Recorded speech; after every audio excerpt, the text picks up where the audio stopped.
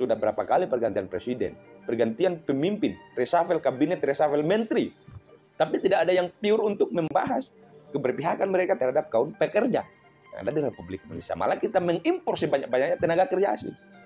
Tenaga kerja asing boleh masuk ke Indonesia, tapi dengan satu syarat, bahwa tenaga kerja Indonesia, bahwa pekerja Indonesia, bahwa buruh Indonesia juga harus dijamin kesejahteraan mereka, juga harus dijamin bagaimana hidup yang layak.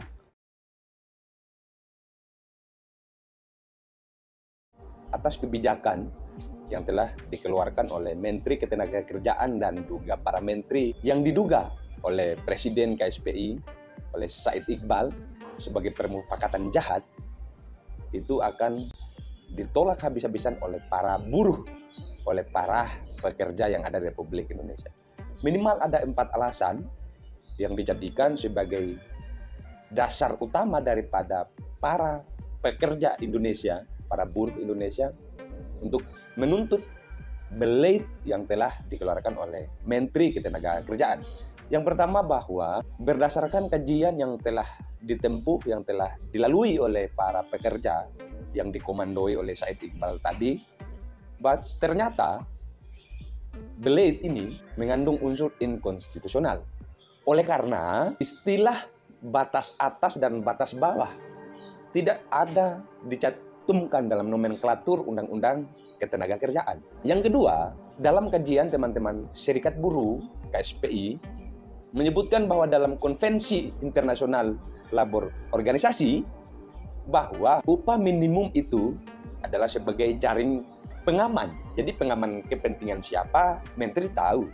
Jaring pengaman dari sebagai pemangku kepentingan terhadap apa yang menjadi keterkaitan dari kebutuhan yang disiapkan ketika upah minimum itu diteken, ketika upah minimum itu disahkan pada akhirnya, itu diduga sebagai jalur pengaman bagi para menteri yang mengatasi hal demikian. Yang ketiga, proses yang ditempuh oleh bapak-bapak yang ada di menteri yang masih berjalan sesuai koridor mereka sebagai kementerian, rupanya masih dalam kisruh bahwa ini sebenarnya adalah pelanggaran norma hukum kita.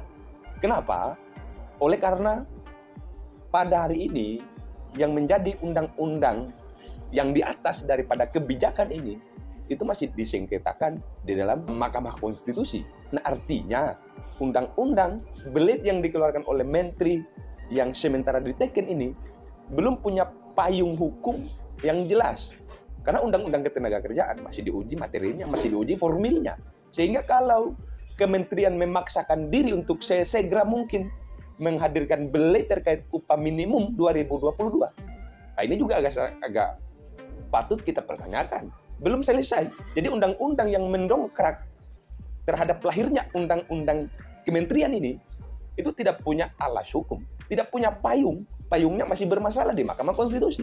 Tapi kementerian kemudian getol untuk memaksakan itu supaya jadi. Ini juga sebenarnya cacat hukum juga.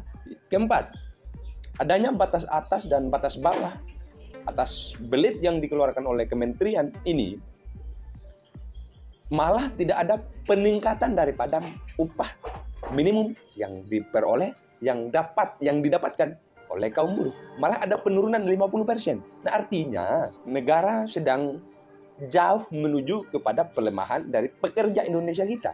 Buruh kita rupanya sedang dalam posisi untuk digusur habis-habisan oleh negara Republik Indonesia melalui Menteri Ketenagakerjaan dan para menteri lain yang melaksanakan permufakatan jahat ini.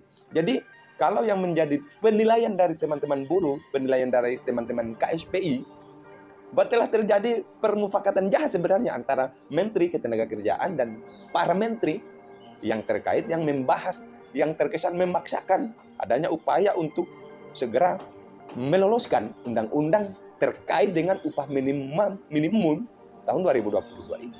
Nah, kita mencoba misalkan menghitung upah minimum yang di daerah Jawa, misalkan di daerah Depok yang telah menetapkan 5,7 upah minimal atas. Jadi batas atas yang telah dijalankan sebelumnya di Depok misalkan itu ada 5,7 juta dan batas bawahnya itu 2,85 juta.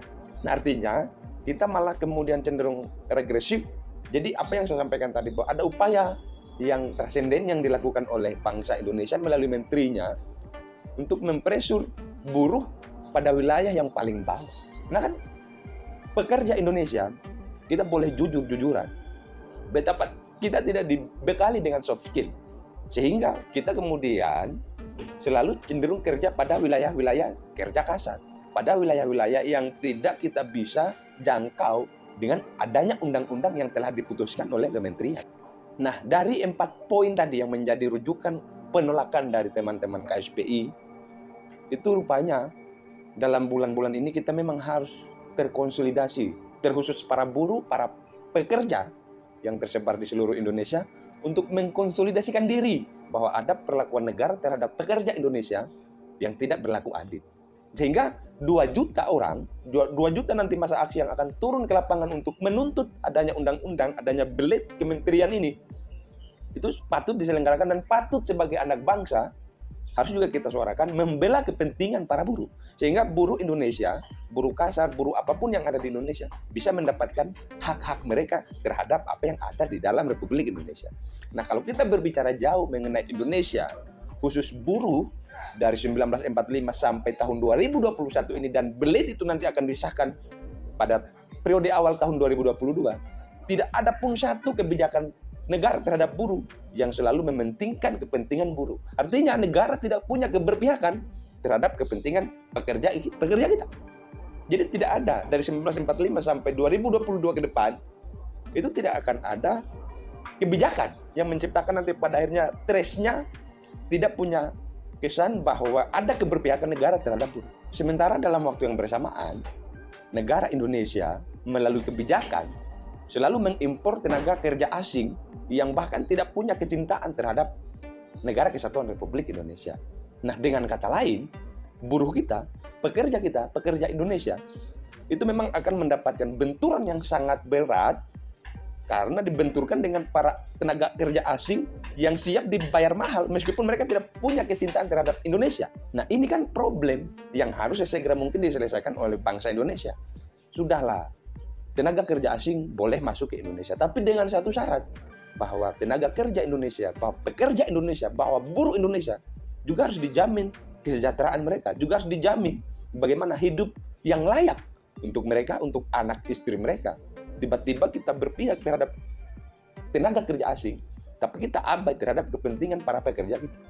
Nah, bangsa kita hari ini, kalau kita mau menyaksikan, adakah keberpihakan itu? Tidak ada. Ini masalah yang dari tahun ke tahun bergulir, tidak diselesaikan. Sudah berapa kali pergantian presiden, pergantian pemimpin, reshuffle kabinet, reshuffle menteri, tapi tidak ada yang pure untuk membahas keberpihakan mereka terhadap kaum pekerja yang ada di Republik Indonesia. Malah kita mengimpor sebanyak-banyaknya tenaga kerja asing.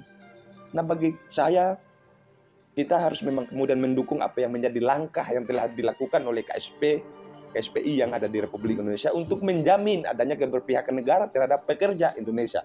Demikian, billahi taufiq wal hidayah. Wassalamualaikum warahmatullahi wabarakatuh.